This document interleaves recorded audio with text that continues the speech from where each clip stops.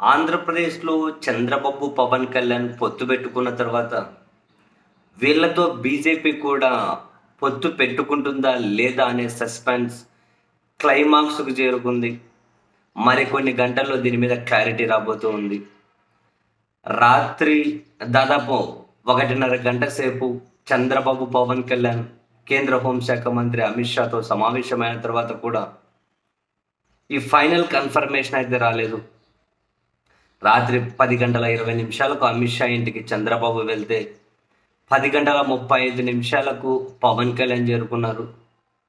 ఆ తర్వాత బీజేపీ జాతీయ అధ్యక్షులు జేపీ నడ్డా గారు కూడా ఈ సమావేశంలో పాల్గొన్నారు. దాదాపు 12:10 సమయంలో వాళ్ళు ఇంటి దగ్గర నుంచి బయటకు వస్తున్న విజువల్స్ని మనం గమనించవచ్చు. అంటే కొంచెం అటు ఇటు గంటన్నర సేపు అయితే అమిత్ షా ఇంట్లో చంద్రబాబు, పవన్ కళ్యాణ్ చర్చలు జరిపారు. ప్రధానంగా సీట్ల పంపకాల మీదే.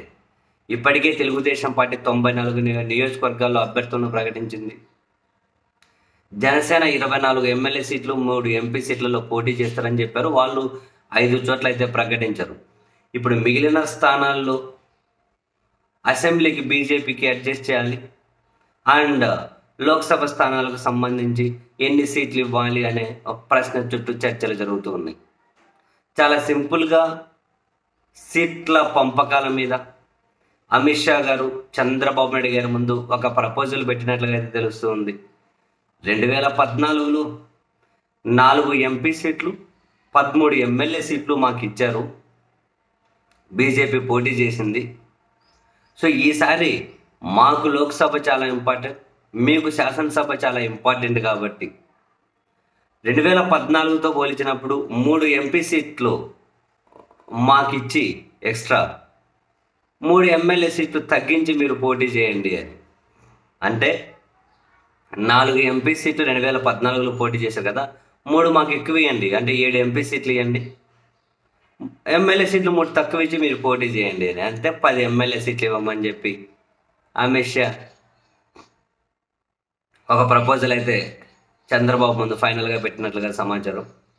బట్ చంద్రబాబు నాయుడు గారు మాత్రం అప్పుడు మీరు మేమే పోటీ చేసాం, ఈసారి జనసేన కూడా వచ్చింది, జనసేనకి 24 సీట్లు కేటాయించాము, ఎమ్మెల్యే 3 ఎంపీ సీట్లు అండ్ బీజేపీ 6 ఎమ్మెల్యే సీట్లు, 4 ఎంపీ సీట్లలో ఖచ్చితంగా గెలుస్తుంది, కాబట్టి మీరు 4 ఎంపీ సీట్లు తీసుకోండి, 6 ఎమ్మెల్యే సీట్లు తీసుకోండి అని చంద్రబాబు ప్రపోజల్ పెట్టినట్లుగా అయితే తెలుస్తూ ఉంది.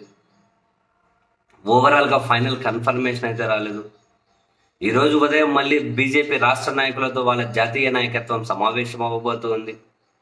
ఆ తర్వాత ఫైనల్గా మళ్ళీ చంద్రబాబు, పవన్ కళ్యాణ్ పిలిపించే ఛాన్స్ ఉంది. లేదు అన్న బీజేపీ రాష్ట్ర నాయకత్వంతో మాట్లాడి చంద్రబాబు చెప్పిన ప్రపోజల్ కొంచెం అటు ఇటు ఓకే అనేటట్లయితే ఫైనల్గా ప్రకటన వచ్చిన ఆశ్చర్యం లేదేమో. లేకపోతే మళ్ళీ ఉసూరు అనిపిస్తాయా అన్న ఆ ఆప్షన్ కూడా ఓపెన్ అయ్యే ఉంది.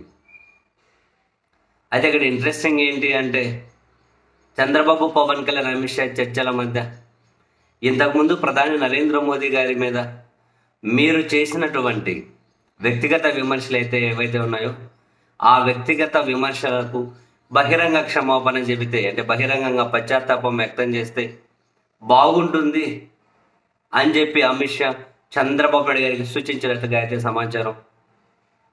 దానికి చంద్రబాబు నాయుడు గారు మౌనంగానే ఉండిపోయారట. మరొకవేళ పొత్తు ఓకే అయితే ఫైనల్గా నరేంద్ర మోదీ గారి దగ్గరికి వెళ్తారు కాబట్టి పొత్తు ఓకే అయితే మరి వెళ్లే ముందు నిజంగానే అమిత్ షా సూచించినట్లు బహిరంగంగా పశ్చాత్తాపం వ్యక్తం చేసే పరిస్థితి ఉంటుందా? లేదు అంటే నరేంద్ర మోదీ గారి దగ్గరికి వెళ్ళినప్పుడు ఏమన్నా కనుక క్షమాపణ అడుగుతారా అన్న విషయం మీద క్లారిటీ లేదు.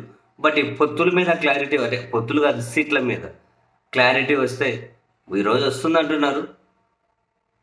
మరి చూడాలి. రాత్రి అయితే ఎలాంటి కన్ఫర్మేషన్ రాలేదు.